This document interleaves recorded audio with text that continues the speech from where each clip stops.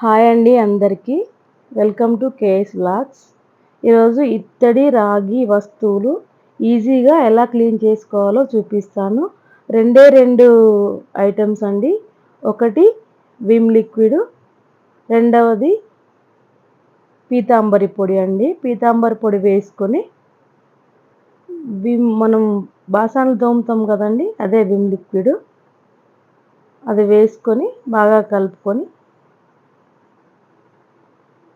Video కోసమనే అండి 15 రోజులు అలాగే పక్కకు పెట్టానండి.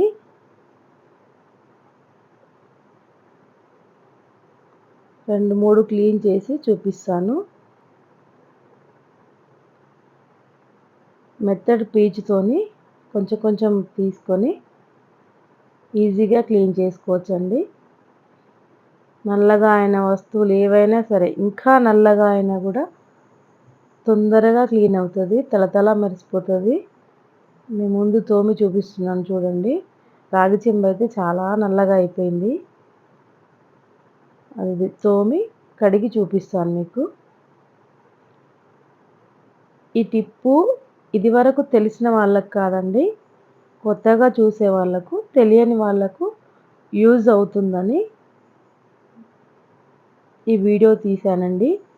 ఎందుకంటే చాలా ఇబ్బంది అవుతుంది రోజు దీపం పెట్టుకునే వాళ్ళకు. బ్లాక్గా అయిపోతే చేతులన్నీ నొప్పి పెడుతుంది.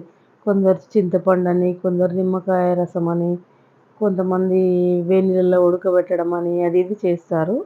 ఇదైతే ఈజీగా ఉంటుంది. రెండు ఐటమ్స్ వేసుకొని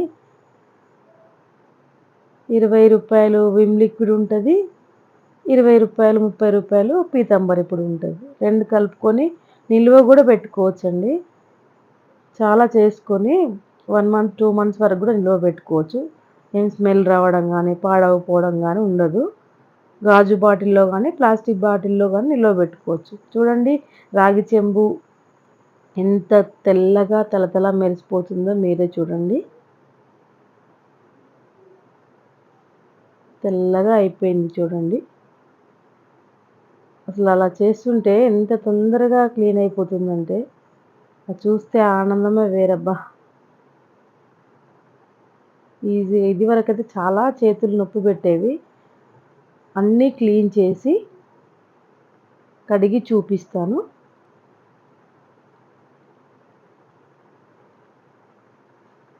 చూడండి అన్నీ తోమేశాను.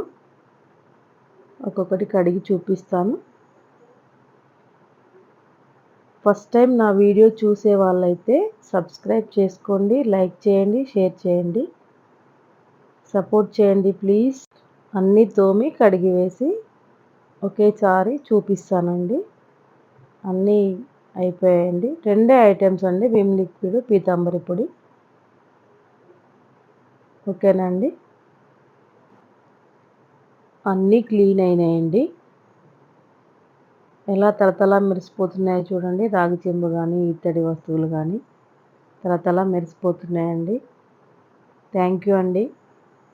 ఈ వీడియో మీకు నచ్చింది అనుకుంటున్నాను.